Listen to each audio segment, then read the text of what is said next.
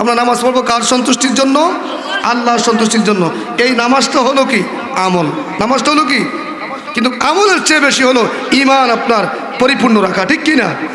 এরপরে বললেন, হাদিস শরীফ বলা হইতেছে, ক্বালান নাবিয়্যু লা ইউমিনুনা আহাদুকুম হাত্তা আকুনা হাব্বা ইলাইহি মিন ওয়ালাদিহি ওয়া ওয়ালাদিহি ওয়ান নাসি আজমাইন। ততক্ষণ পর্যন্ত তোমরা প্রকৃত মুমিন হতে পারবে না যতক্ষণ পর্যন্ত তোমরা তোমাদের মা, তোমাদের বাবা, তোমাদের দাদা, তোমাদের দাদি, তোমাদের নানা, তোমাদের নানি, এমনকি তোমরা তোমাদের জানের চেয়েও বেশি নবীকে ভালো না বাসবা।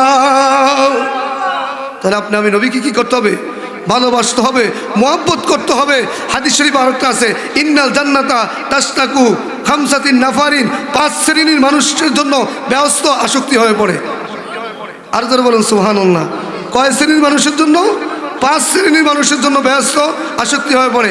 1 নম্বর হলো তালিল কোরআন, যে ব্যক্তি সদায় সর্বদায় কোরআন তেলাওয়াত করে। আগে দেখতেন মা বোনেরা কি করতো? কোরআন তেলাওয়াত করতো, ঠিক কিনা? কোরআন তেলাওয়াত করতো কিনা? গুনগুন আওয়াজ শোনা যাইতো। এখন কি করে? সকাল হইলে টিভি নিয়ে ব্যস্ত থাকে, মোবাইল নিয়ে ব্যস্ত থাকে, থাকে কিনা? ছেলেমেয়েরা মোবাইল নিয়ে ব্যস্ত থাকে, যুবক শ্রেণীর ছেলেরা মোবাইল নিয়ে, ইউটিউব, ফেসবুক নিয়ে তারা ব্যস্ত থাকে। কিন্তু আগেরকার যুগের কি বলতো? কোরআন শরীফ তেলাওয়াত করতো, যেটার ব্যাপারে বলা হয়েছে মান করা আল কোরআনা হারফান ফালাহু আশারু আমসালিহা। যেই ব্যক্তি কোরআন শরীফের একটি অক্ষর তেলাওয়াত করবে তার আমল নামায় আল্লাহ পাক রব্বুল আলামিন 10টি নেক দান করবেন। এরপরে বলা হয়েছে হাফিজুল লিসান, যে ব্যক্তি জবানের হেফাজত করবে। কিসের হেফাজত? জবানের হেফাজত। হাদিস শরীফে আল্লাহ রাসূল সাল্লাল্লাহু আলাইহি সাল্লাম বলেছেন, যেই ব্যক্তি 2টা জিনিসের হেফাজত করবে তার জন্য জান্নাত ওয়াজিব হয়ে যাবে। 1 নম্বর হইল মুখ গবর, যেই মুখ দিয়ে আমরা ঘুষের টাকা ভক্ষণ করি, করি কিনা? সুদের টাকা খাই, খাই কিনা? খাই। এবং লজ্জাস্থানকে হেফাজত করতে হবে। এই 2টা জিনিস যে ব্যক্তি হেফাজত করবে গো, তার জন্য আল্লাহ রাসূল সাল্লাল্লাহু আলাইহি সাল্লাম বলেছেন, তার জন্য আমি জান্নাতের জিম্মাদার হয়ে যাব। আর যদি বলুন সুবহানাল্লাহ। কিসের জিম্মাদার হবে? কে জিম্মাদার হবে? আল্লাহ রাসূল সাল্লাল্লাহু আলাইহি সাল্লাম। এরপরে বলা হয়েছে ওয়ামুতিউল জিয়ান, কি ক্ষুধার্ত ব্যক্তিকে কি করা? অন্ন দান করা। অমুকসিল উরিয়ান, এখন কি কাল? শীতকাল। অনেক লোক দেখবেন শীতের বস্ত্র নাই, ঠিক কিনা? এই শীতের বস্ত্র দেন যদি, এই ব্যক্তির জন্য জান্নাত কি হয়ে যায়? আসক্তি হয়ে যায়। মান সাল্লাল্লাহু আলা হাবিবির রহমান, এবং যে ব্যক্তি সদায় সর্বদাই নবী করিম সাল্লাল্লাহু আলাইহি সাল্লামের প্রতি দুরূদ শরীফ পাঠ করে। ونستغفره ونؤمن به ونتوكل عليه ونشهد أن لا إله إلا الله وحده لا شريك له ونشهد أن سيدنا ونبينا وشفيعنا وحبيبنا ومولانا محمد وعلى آله وأهل بيته وعلماء أهل سنته والناس أجمعين. أعوذ بالله من الشيطان الرجيم. بسم الله الرحمن الرحيم. সবাই আমার সাথে একটু তেলাওয়াত করেন। والعصر إن الإنسان لفي خسر. আমরা পারি কিনা এই সূরাটা? কথা বলেন, পারি কিনা? সবাই বলেন والعصر إن الإنسان لفي خسر إلا الذين آمنوا وعملوا الصالحات وتواصوا بالحق وتواصوا بالصبر. إن الله وملائكته يصلون على النبي يا أيها الذين آمنوا صلوا عليه وسلموا تسليما. اللهم صل شباب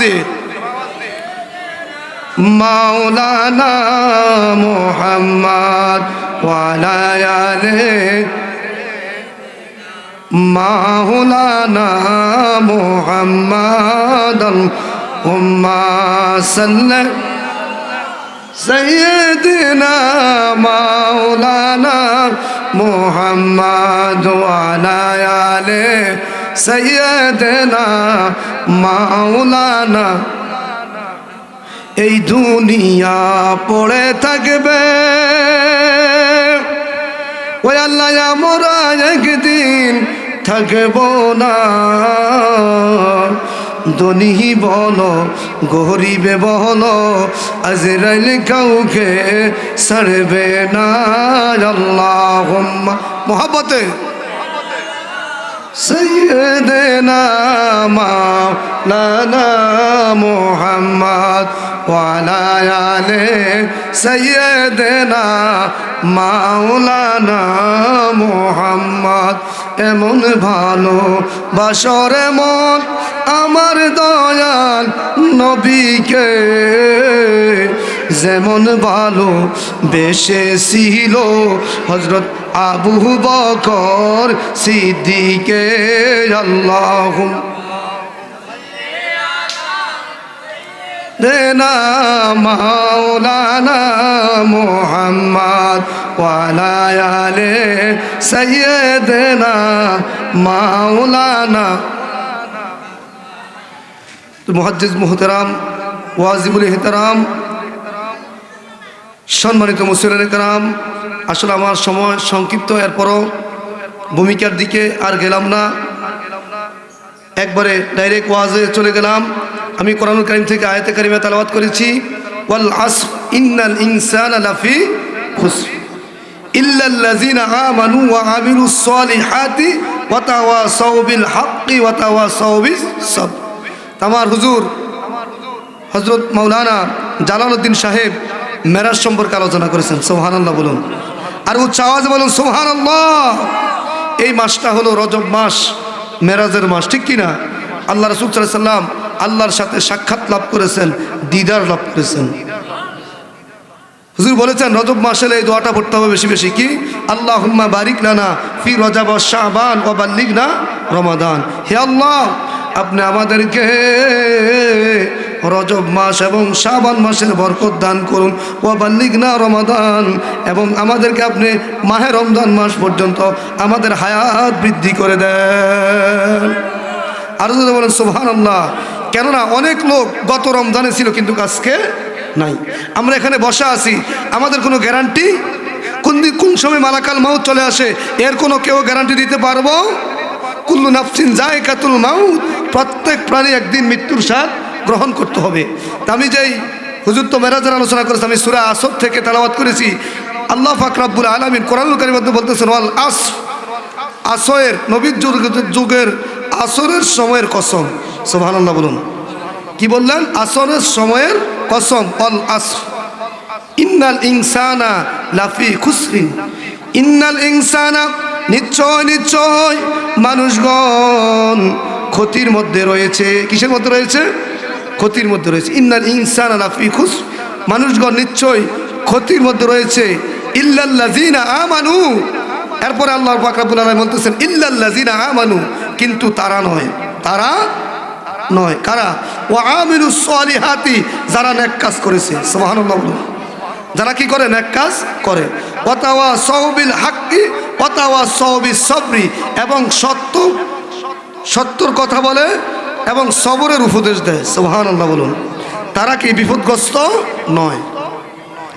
এরপরে এই সূরা আসরের মাধ্যমে 4টি বিষয়ের প্রতি ইঙ্গিত দেওয়া হয়েছে। 1 নম্বরে ঈমানের কথা বলা হয়েছে। কিসের কথা? ঈমান। আমাদের ঈমান হলো কি? আল্লাহ এক, আল্লাহ রাসূল সাল্লাল্লাহু আলাইহি ওয়াসাল্লামের প্রতি আমাদের বিশ্বাস আছে কিনা? কথা বলেন, আছে কিনা? আমরা আল্লাহকে মানি কিনা? আমরা কিতাব মানি কিনা? আমরা হাদিস মানি কিনা? আমরা কোরআন মানি কিনা? আমরা নবী মানি কিনা? এই যত কিছু আমরা মানতেছি, এই মানার নামটা হলো ঈমান। ঈমান শব্দের অর্থ হলো বিশ্বাস করা। ঈমান শব্দের অর্থ হলো কি? বিশ্বাস করা। এই মানার নামটা কি? ঈমান। এরপরে বললেন 4টা বিষয়ের প্রতি ইঙ্গিত দেওয়া হয়েছে। এরপরে হলো আমল। এরপরে কি? আমল। আমল হলো কি? 5 ওয়াক্ত নামাজ জামাতের সহিত আদায় করা, ঠিক কিনা? 5 ওয়াক্ত নামাজ আদায় করা। এরপরে কি? মাহে রমজান মাস হলে রোজা রাখা। হজ করা, যাকাত দেওয়া, এগুলো হলো কি আমল। মানুষের সাথে সত্য কথা বলা। হাদিস শরীফ আছেন আসিদকু ইউনজি, সত্য মানুষকে মুক্তি দেয়, আল কিযবু ইউহলিক, মিথ্যা মানুষকে ধ্বংস করে, ঠিক কিনা। এবং মুনাফিকের আলামতের মাধ্যমে আমরা আলামত, মুনাফিকের আলামত তিনটি, এর মাধ্যমে একটা আলামত আছে মিথ্যা কথা বলা। আমরা দেখা যায় অক্ষর অক্ষরে মিথ্যা কথা বলতেছি। আমি আপনি যদি এই মিথ্যা কথা বলা ছেড়ে দিতে পারি, অবশ্যই আমি আপনি অনেক গুনার কাছ থেকে হেফাজত থাকতে পারবো। আরো যদি বলুন সুবহানাল্লাহ। আমরা কিন্তু অক্ষর অক্ষরে কি বলতেছি? মিথ্যা কথা বলতেছি। এজন্য বলা হলো কি আসিদকু ইউনজি, সত্য মানুষকে মুক্তি দেয়, আল কিযবু ইউহলিক, মিথ্যা মানুষকে ধ্বংস করে। দেখেন এই যে মোবাইল, আমার হাতে মোবাইল আছে না, মোবাইলে আমরা দেখা যায় যদি আমি থাকি ঢাকা, আমি বলতেছি আমি এখন রহিমানগর বাজারে আছি, এটা মিথ্যা কথা হলো না? অক্ষর অক্ষর আমরা মিথ্যা কথা বলতেছি, কিন্তু আমরা এই মিথ্যা কথা বলা যাবে না। তাহলে আমলের ব্যাপারে বলা হয়েছে আপনি আল্লাহর হুকুম রাসূলের তরিকা অনুযায়ী চলতে হবে, ঠিক কিনা। আল্লাহ যা আদেশ করেছেন, নবী করিম সাল্লাল্লাহু আলাইহি সাল্লাম যা করেছেন, এগুলো আমরা মানতে হবে। এই মানাটা হলো কি আমল, ঠিক কিনা। এরপরে বলা হয়েছে সত্য কথা বলা। 4 নম্বরে বলা হয়েছে সবর। যেমন ইন্নাল্লাহা মাআস সাবিরিন, নিশ্চয় নিশ্চয় মহান আল্লাহ পাক রব্বুল আলামিন ধৈর্যশীলদেরকে ভালোবাসেন, পছন্দ করেন। আর যারা বলেন সুবহানাল্লাহ। নিশ্চয় নিশ্চয় ধৈর্যশীলকে মানুষ কি করেন? আল্লাহ কি করেন? পছন্দ করেন। ইন্নাল্লাহা মাআস সাবিরিন। দেখেন আপনাকে কঠিন বিপদে ফেলাইছে, কঠিন রূপ দিয়েছেন কে? আল্লাহ। ধৈর্য থাকতে হবে, ঠিক কিনা। আপনি দেখেন হযরত আইয়ুব আলাইহিস সালাম, ওনাকে 18 বছর পর্যন্ত কিনায় খাইছে, আমরা জানি কিনা। এরপরে কখনো উ শব্দ বলেন নাই, কখনো উ শব্দ বলেন নাই, এবং কখনো নামাজ বাদ দেন নাই। হযরত আলী রাদিয়াল্লাহু তাআলা আনহু নামাজ যখন দাঁড়াইছিলেন, একটা তীর ঢুকছে, এই তীরটা আবার বাহির করছে, এরপর উনি বলতে পারে নাই, টের ভয় নাই। কিন্তু দেখা যায় আমরা নামাজে দাঁড়াইলে একটু যদি মশা কামড় দেয় বা একটু সমস্যা হয়, আমরা কি করি? 4-5 বার কি করি? হাত দিয়ে আমরা মারার চেষ্টা করি কিনা। আমরা নামাজের মধ্যে খুশি আসেনি, কথা বলেন, খুশি আসেনি নাই। তো আমরা নামাজ পড়বো কার সন্তুষ্টির জন্য? আল্লাহর সন্তুষ্টির জন্য। এই নামাজটা হলো কি আমল, নামাজটা হলো কি। কিন্তু আমলের চেয়ে বেশি হলো ঈমান আপনার পরিপূর্ণ রাখা, ঠিক কিনা। এরপরে বললেন হাদিস শরীফ বলা হইতেছে ক্বালান নাবিয়্যু লা ইউমিনুনা আহাদুকুম হাত্তা আকুনা হাব্বা ইলাইহি মিন ওয়ালাদিহি ওয়া ওয়ালাদিহি ওয়ান নাসি আজমাইন। ততক্ষণ পর্যন্ত তোমরা প্রকৃত মুমিন হতে পারবে না যতক্ষণ পর্যন্ত তোমরা তোমাদের মা, তোমাদের বাবা, তোমাদের দাদা, তোমাদের দাদি, তোমাদের নানা, তোমাদের নানি, এমন কি তোমরা তোমাদের জানের চেয়েও বেশি নবীকে ভালো না বাসবা। তাহলে আমি নবীকে কি করতে হবে? ভালোবাসতে হবে, মহব্বত করতে হবে। হাদিস শরীফ আরেকটা আছে ইন্নাল জান্নাতা তাশতাকু খামসাতিন নাফারিন, 5 শ্রেণীর মানুষের জন্য ব্যস্ত আসক্তি হয়ে পড়ে। আর যারা বলেন সুবহানাল্লাহ। কয় শ্রেণীর মানুষের জন্য? 5 শ্রেণীর মানুষের জন্য ব্যস্ত আসক্তি হয়ে পড়ে। 1 নম্বর হলো তালিল কোরআন, যে ব্যক্তি সদায় সর্বদাই কোরআন তেলাওয়াত করে। আগে দেখতেন মা বোনেরা কি করতো? কোরআন তেলাওয়াত করতো, ঠিক কিনা। কোরআন তেলাওয়াত করতো কিনা, গুনগুন আওয়াজ শোনা যাইতো। এখন কি করে? সকাল হইলে টিভি নিয়ে ব্যস্ত থাকে, মোবাইল নিয়ে ব্যস্ত থাকে কিনা। ছেলেমেয়েরা মোবাইল নিয়ে ব্যস্ত থাকে, যুবক শ্রেণীর ছেলেরা মোবাইল নিয়ে, ইউটিউব, ফেসবুক নিয়ে তারা ব্যস্ত থাকে। কিন্তু আগেরকার যুগের কি বলতো? কোরআন শরীফ তেলাওয়াত করতো, যেটার ব্যাপারে বলা হয়েছে মান করা আল কোরআনা হারফান ফালাহু আশারু আমসালিহা। যেই ব্যক্তি কোরআন শরীফের একটি অক্ষর তেলাওয়াত করবে, তার আমল নামায় আল্লাহ পাক রব্বুল আলামিন 10টি নেক দান করবেন। এরপর বলা হয়েছে হাফিজুল লিসান, যে ব্যক্তি জবানের হেফাজত করবে। কিসের হেফাজত? জবানের হেফাজত। হাদিস শরীফে আল্লাহ রাসূল সাল্লাল্লাহু আলাইহি সাল্লাম বলেছেন, যেই ব্যক্তি 2টা জিনিসের হেফাজত করবে তার জন্য জান্নাত ওয়াজিব হয়ে যাবে। 1 নম্বর হইল মুখ গবর, যেই মুখ দিয়ে আমরা ঘুষের টাকা ভক্ষণ করি কিনা, সুদের টাকা খাই কিনা, এবং লজ্জাস্থানকে হেফাজত করতে হবে। এই 2টা জিনিস যে ব্যক্তি হেফাজত করবে গো, তার জন্য আল্লাহ রাসূল সাল্লাল্লাহু আলাইহি সাল্লাম বলেছেন, তার জন্য আমি জান্নাতের জিম্মাদার হয়ে যাব। আর যদি বলুন সুবহানাল্লাহ। কিসের জিম্মাদার হবে? কে জিম্মাদার হবে? আল্লাহ রাসূল সাল্লাল্লাহু আলাইহি সাল্লাম। এরপরে বলা হয়েছে ওয়া মুতিউল জিহান, কি ক্ষুধার্ত ব্যক্তিকে কি করা, অন্ন দান করা। অমুকসিল উরিয়ান, এখন কি কাল, শীতকাল, অনেক লোক দেখবেন শীতের বস্ত্র নাই, ঠিক কি না? এই শীতের বস্ত্র দেন যদি, এই ব্যক্তির জন্য জান্নাত কি হয়ে যায়, আসক্তি হয়ে যায়। মান সাল্লাল্লাহু আলা হাবিবির রহমান, এবং যে ব্যক্তি সদায় সর্বদা নবী করিম সাল্লাল্লাহু আলাইহি সাল্লামের প্রতি দুরূদ শরীফ পাঠ করে। আল্লাহ পাক রব্বুল আলামিন, আমার সময় সংক্ষেপ, আসলে আমি যে কথা বলেছি মানুষ বেশি লাগে না, এখানে যারা আছেন তাদের থেকে আপনারা একজন যদি এই কথাগুলো থেকে যদি আপনারা যদি হেদায়েত হতে পারেন, তাহলে আপনারা বুঝতে পারবেন আজকের মাহফিল আপনাদের জন্য সার্থক হয়ে গেল। আর যারা বলুন সুবহানাল্লাহ। আমাদের আমলের প্রয়োজন, ঠিক কিনা?